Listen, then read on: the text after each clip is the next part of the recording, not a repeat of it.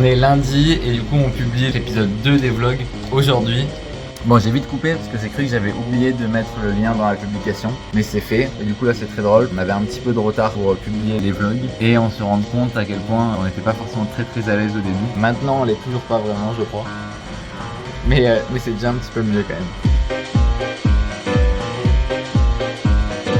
On vient de finir de manger avec Florian et on est très content et flatté parce que du coup on a publié sur LinkedIn il y a 1 heure, 2 heures, 1 heure et demie on va dire. On a eu notre premier commentaire un peu spontané, donc de quelqu'un qu'on connaît pas du tout et qui nous a dit que le vlog était génial et qu'il allait rattraper du coup son retard en regardant le premier. Dédicace à toi. Oui. Et du coup on est vraiment trop content et ça nous encourage à continuer quoi.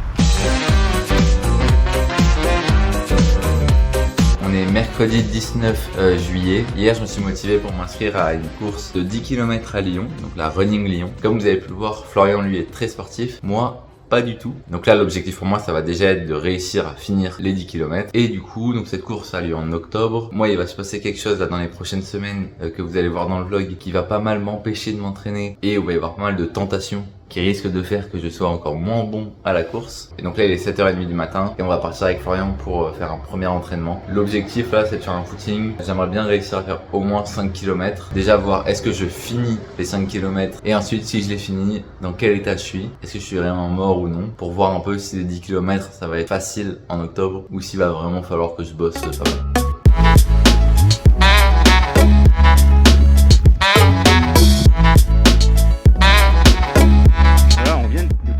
Les 5 km qui ont été courus en 29,33, donc c'est une bonne première pour Alex. C'est cool parce qu'il a eu une bonne gestion de course, donc il était très relâché, etc. Au niveau de l'endroit, donc pour ceux qui connaissent un petit peu, on est au parc de la Fessine. C'est un parc qui est à côté de la Doua, donc cité internationale la Doua. C'est un parc qui est assez cool parce que vous pouvez croiser des vélos, vous pouvez croiser pas mal de coureurs. C'est un sentier qui est sur des cailloux, donc c'est quand même cool. Et puis c'est tout plat, donc c'est très cool. Est-ce que Alexandre, t'as un petit mot à dire? Moi je parle pas là. Ah.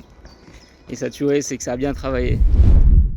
Ça y est, j'ai un peu repris mon souffle. Du coup, je viens de finir les 5 km. Pour Flo, ça a été easy comme pas possible. C'est sportif. Et je le sens assez bien pour les 10 km en octobre. Alors, actuellement, j'aurais jamais fait les 10 km. Mais avec un peu d'entraînement, à mon avis, ça peut passer. Et du coup, l'objectif, c'est quoi, t'as dit 48? Moi, je dirais 45 pour toi. Je pense que c'est un bon truc par rapport à ce que tu viens de faire là. Bon, bah, objectif, on va essayer 45 minutes. Je viens de terminer la page agence sur le... Non, attends, qu'est-ce qu'on est... On s'est filmé. Bon là on est de retour au bureau depuis quelques heures. On est en milieu d'après-midi et je viens de terminer la page agence du site. Du coup le site est quasiment prêt. Il va juste nous manquer quelques trucs qu'on doit voir. Il faut qu'on ajoute des études de cas, donc qu'on choisisse les clients, qu'on choisisse qu'est-ce qu'on met en avant, etc. Qu'on crée la vidéo présentation de l'agence sur l'outil. Donc on crée le scénario et qu'on s'enregistre. Et enfin il faut qu'on mette en place le système de prise de rendez-vous. On pensait passer par Calendly jusqu'à maintenant et ce matin même il y a eu Google qui a sorti du coup la prise de rendez-vous avec Google Calendar. Donc je pense qu'on va passer par là et voilà, du coup là je suis en train de regarder un petit peu l'outil, ça a l'air très simple et très pratique. Bon allez, on se retrouve, c'est jeudi 20 juillet, c'est la dernière journée de ce vlog où je serai avec Alexandre ici présent, parce que monsieur repart dans le sud. Moi ce matin j'étais sur les publications LinkedIn, donc je prépare mon welcome back pour vous donner le meilleur conseil possible. Et Alex il est en train de préparer notre librairie de landing page. D'ailleurs je vais refaire un rush pour vous parler de cette librairie, pour vous en apprendre un peu plus sur ce que c'est. Je me dépêche parce que je dois aller prendre un train dans quelques minutes pour Nice et que je suis déjà pas mal à la bourre. Mais avant ça, je voulais vous parler des landing pages et d'un petit projet qu'on a en rapport avec ça. Donc déjà pour récapituler ce qu'est une landing page, c'est simplement une page sur un site internet qui va tout faire pour que l'utilisateur fasse une action bien précise. Ça peut être de télécharger un e-book, de prendre rendez-vous ou même de remplir un formulaire. Enfin, ça peut être plein d'actions différentes. Et ce genre de page, c'est vital quand on fait de la publicité en ligne parce que c'est généralement sur ce genre de page où l'utilisateur va être transformé en prospect ou en client. Au sein de l'agence Lutti et même avant ça, avec Florian, on a déjà créé énormément de landing pages pour des clients et on a aussi pu forcément observer leurs résultats et les analyser. Donc maintenant, on a une très bonne idée de ce qui fonctionne bien et de ce qui fonctionne pas très bien en fonction du secteur d'activité et des objectifs du client. Donc ça fait qu'on a vraiment beaucoup de données que maintenant quand on construit une landing page, on sait à peu près vers où aller, même si on fait tout le temps des petites modifications pour trouver des nouvelles choses qui fonctionnent encore mieux. Donc du coup, ce qu'on s'est dit, c'est au lieu de refaire à chaque fois une landing page par nouveau client, on va créer plusieurs landing pages avec plusieurs contenus différents à l'intérieur de cette landing page qui seront totalement sobres, c'est-à-dire pas du tout personnalisés. Et l'idée, c'est qu'ensuite, dès qu'on a un client, on puisse aller voir dans cette librairie, donc cette liste de pages qu'on aura déjà créée, choisir celle qui nous semble mieux convenir et qu'on puisse l'adapter très facilement en la personnalisant avec l'identité du client. De cette manière-là, on va gagner beaucoup de temps. On pourra tester plusieurs landing pages en même temps par client, parce que du coup, on va pas passer plusieurs jours sur une landing page. On va peut-être passer 1 heure pour modifier le design, etc. seulement. Et du coup, on pourra en tester 2 ou 3 ou même voire 4 selon le besoin pour un client. Donc c'est complètement gagnant. On a à la fois un gain de temps pour nous qui est pas négligeable et en même temps, on va fournir à nos nouveaux clients des pages qui, et on le sait, convertissent beaucoup mieux que la moyenne. Donc c'est gagnant-gagnant, tant mieux. Et j'ai fini assez tôt pour ne pas rater mon train normalement.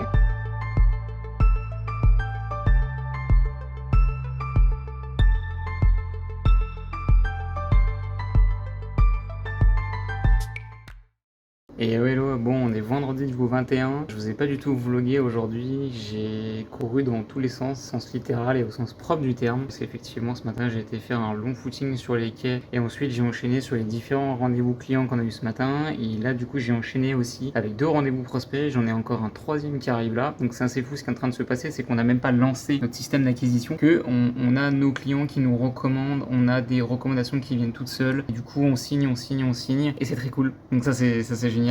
Le truc c'est que maintenant il faut que ça suive derrière au niveau process et au niveau projet en interne qu'on doit faire, parce qu'on doit se calmer un petit peu sur les projets en interne. En tout cas on doit trouver le temps après le temps qu'on consacre aux clients. Donc voilà, donc je suis très content et donc on va enchaîner sur ça. Donc là encore 2 rendez-vous et puis voilà.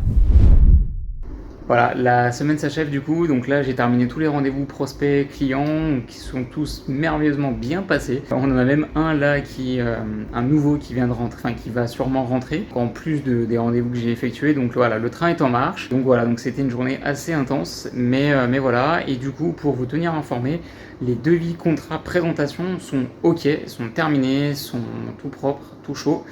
Donc voilà, donc j'ai très hâte de les présenter, de me faire la main dessus.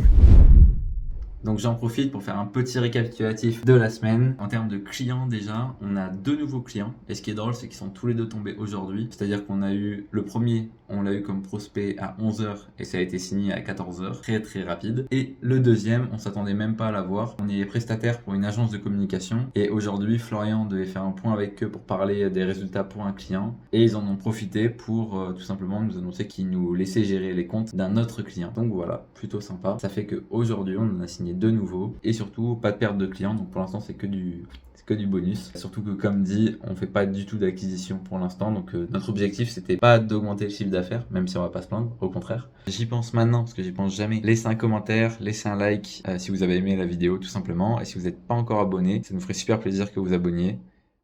On a pas mal de choses de prévues cette semaine. Je vais les rechercher, je me les suis notées quelque part. Donc dans les choses à faire cette semaine, plusieurs choses importantes et urgentes que je dois faire du coup avant de partir. On va déjà devoir se préparer sur mon départ en vacances, sachant que je vais quand même travailler sur place, mais forcément moins longtemps que quand je suis à Lyon ou même à Nice. Je vais aussi vous parler de la newsletter, des changements qu'on va faire par rapport à ça, parce qu'il va y avoir pas mal de changements par rapport à ce qu'on avait prévu à la base. Et ensuite, tout le reste de la semaine, ça va beaucoup plus être orienté client, mettre en place des landing pages, des stratégies, etc. Donc voilà, c'est une semaine qui est très très chargée, sachant que je pars vendredi. Donc on a intérêt à être très productif cette semaine. Et du coup, ce matin, on a publié le vlog 3 sur YouTube et on a déjà eu un peu plus de retours, il me semble, que les 2 premiers. En termes de vues, ça s'est un petit peu amélioré, donc c'est positif. Et je reprendrai la caméra sûrement à la fin de cette semaine pour faire un petit débrief du premier vlog, deuxième et du troisième, voir un peu comment les vues ont évolué et surtout ce que ça signifie pour nous, cette évolution. Parce que vous allez voir que les vues ont baissé entre le 1 et le 2, on s'y attendait et là au troisième, on aimerait que les vues remontent un petit peu. Donc on en discutera un peu plus tard dans le vlog.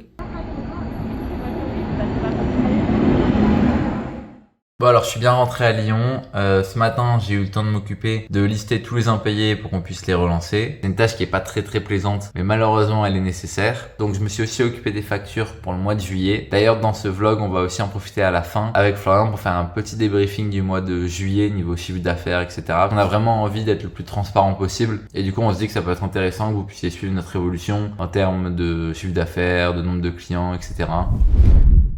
Donc la newsletter, ça fait quasiment 6 mois en fait qu'on en a lancé une. Avant, donc c'était par le biais de notre ancienne agence. Et au début de l'outil aussi, on a lancé quelques newsletters sous le nom de l'outil. Et le format, c'était un email tous les mois et où on parlait simplement de la vie au sein de l'agence et de ce qui se passait donc pour nous. Aujourd'hui, avec les vlogs, on a l'impression que c'est plus vraiment utile de parler de ça dans un newsletter, tout simplement parce que vous pouvez suivre encore plus précisément la vie de la boîte via ces petites vidéos. Et en plus de ça, le problème c'est que j'en ai déjà parlé, mais il y a un décalage entre le moment où on filme les vlogs et le moment où vous pouvez les voir.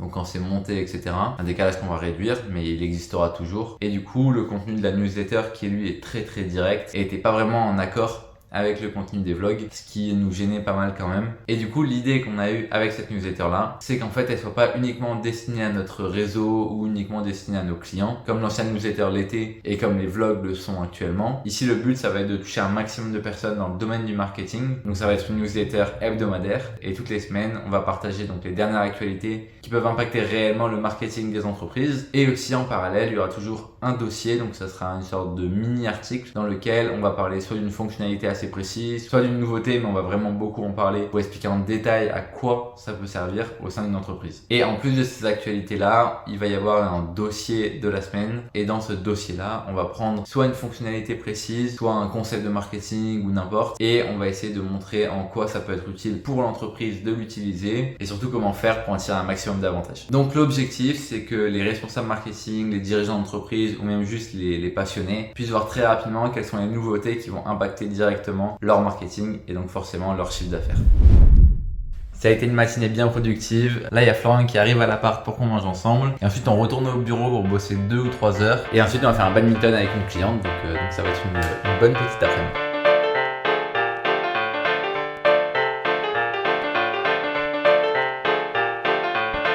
On va aller retrouver notre cliente slash amie pour aller faire un bad. Du coup, unique objectif, la gagne. La gagne. On vient d'arriver au bad, il n'y a pas encore la cliente et son compagnon, donc on va en profiter pour s'entraîner un petit peu avant, histoire d'être sûr de les battre.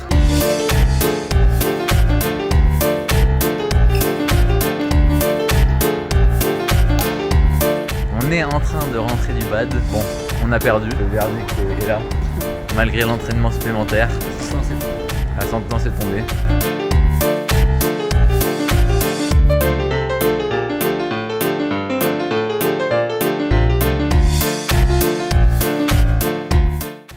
Alors du coup on est jeudi 27 juillet, je pars demain en vacances, donc aujourd'hui c'est un peu speed pour essayer de tout finir à temps. La chose la plus importante c'est qu'il y a enfin la réservation possible de rendez-vous sur l'outil. Donc c'est à dire que maintenant si vous cliquez sur un bouton, au lieu qu'il se passe rien comme il se passait actuellement, vous allez tomber sur une page Google Calendar qui vous permettra de prendre un rendez-vous découvert, soit pour qu'on teste votre compte Google Ads, soit pour qu'on voit pour travailler ensemble, etc.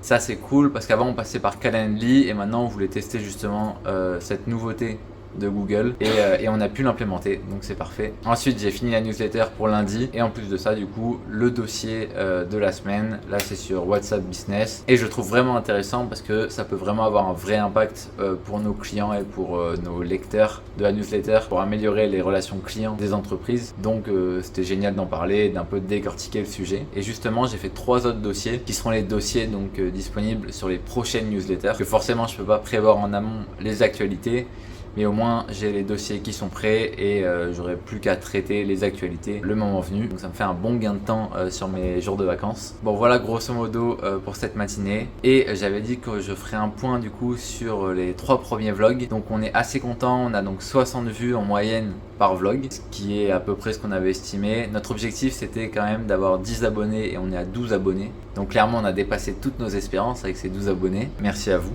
Du coup pour l'instant avec 60 vues on peut pas trop tirer de conclusion sur les vlogs, surtout qu'en fait les 3 sont extrêmement différents. Et d'ailleurs les épisodes qui vont suivre, le 4, 5 et 6 vont être encore différents. Là on essaie de rattraper notre retard. Il me semble qu'on en a déjà un peu parlé. En gros on a beaucoup de retard entre les vlogs et la vraie vie. Et donc là on va faire en sorte de tout rattraper pour fin août. Et l'idée c'est qu'à partir de fin août on puisse revenir à des vlogs hebdomadaires avec seulement 2 semaines d'écart entre le moment où on tourne et le moment où vous pouvez voir les vlogs. À part ça c'est tout bon, je retourne au boulot pour cet après-midi et on refera un rush avec Florian avant que je parte pour faire le bilan du mois de juillet. Bon alors du coup on va faire le bilan du mois de juillet. On va en profiter pour vous parler des points positifs qu'il y a eu parce que ça a été plutôt positif comme mois. On va aussi vous parler du chiffre d'affaires forcément et de l'organisation pour les prochaines semaines. Alors au niveau des points positifs, il y en a deux principalement. Ouais. Le premier, ça va être une hausse du panier moyen dans le sens où on a restructuré notre offre, on a refait nos supports commerciaux, on a vraiment retravaillé en fait les fondations de l'agence, des supports, etc. Donc là on est plutôt satisfait parce que c'est vrai que c'est un truc qu'on a tout de suite pensé quand on a fait l'agence. Ouais, c'est clair, ça fait longtemps qu'on voulait faire tout ça, et là, le fait que ce soit fini et qu'on est tout prêt, c'est quand même un gros soulagement. Première fondation du bâtiment, on va dire, fait. Ensuite, en deuxième point positif, et ça c'est très prometteur pour le coup, c'est les potentielles signatures qu'on a, donc pour le mois d'août et notamment après pour les mois suivants. Donc voilà, c'est à peu près tout pour les points positifs. Au niveau des potentielles signatures, il faut pas oublier du coup qu'on fait pas d'acquisition. Du coup, c'est que des prospects qui sont arrivés, on va dire, naturellement. On s'attendait pas à les avoir, tout simplement. Donc ça fait bien plaisir d'avoir pu faire autant de devis et des devis en plus aussi prometteurs. Parce que du coup, c'est que du réseau ou des recommandations de clients qui nous ont servi du coup de canal d'acquisition. Donc vraiment positif. Et du coup, on va passer au chiffre d'affaires qui, à mon avis, est la partie un petit peu floue et qui vous intéresse dans ce bilan. Alors du coup, en juillet, on a fait 9 614,17 €. On est hyper content. C'est largement au-dessus de ce qu'on avait fait en mai et en juin. Donc pour l'instant on n'a qu'une évolution, sachant quand même qu'à la base on comptait avoir mai comme gros mois et on comptait que juin, juillet, août ça soit que vers le bas. Oui, donc on comptait perdre de l'argent. C'est vrai qu'à la base, quand on a lancé tout ça, on s'est plus s'attarder sur les process. Ouais, complètement. Et pas trop sur une évolution en fait. On n'était pas censé avoir d'évolution. Ouais. On n'était pas censé avoir d'évolution avant septembre-octobre. C'était pas du tout l'idée. Et là on voit que ça monte un peu tout seul. Donc on va pas s'en plaindre, clairement. Ça veut aussi dire que l'expérience client et de tout ce qu'on a mis en place, ça a commencé à porter ses fruits et du coup c'est forcément positif pour la suite. Ouais, clairement. Truc qui va un peu à contre-courant de tout ce qu'on vient de dire avant. Au mois d'août, on a prévu de perdre 2270 € sur le chiffre d'affaires. Tout simplement parce qu'on a fait pas mal de one-shots, donc soit des démarrages de compte uniquement, soit des missions pour des clients saisonniers, donc juste pendant 2-3 mois. Et donc forcément, en août, on en perd certains. Ça va faire un petit trou dans notre chiffre d'affaires, mais on espère le combler avec notamment les devis qu'on a déjà fait et qui vont peut-être signer. On verra en août, vous le verrez dans les prochains vlogs. Et du coup, moi, je vais partir en vacances dès demain, mais ça va être plus compliqué pour moi forcément de travailler. Je vais quand même bosser sur les newsletters, l'aspect com et quelques missions forcément qu'on peut pas éviter, mais dans l'ensemble je vais être moins présent forcément dans les vlogs. Et du coup voilà, donc au mois d'août il va y avoir un entre guillemets gros changement. Ouais, août et septembre. Août-septembre, voilà, gros changement. Donc vous découvrirez ça donc, dans les vlogs. Et donc ça aussi, on a dû le prendre en compte pour revoir certains process et également notre communication. Là, ça va vraiment être une organisation qui va être complètement différente par rapport à ce qu'on avait jusqu'à maintenant. On n'a jamais fait d'organisation comme ça. Bon voilà, on veut pas trop en dire non plus. Vous verrez ça très bientôt. On en profite aussi pour vous solliciter pour laisser un j'aime et pourquoi pas un commentaire sur le vlog si vous avez bien aimé. Cliquez sur la cloche et abonnez-vous.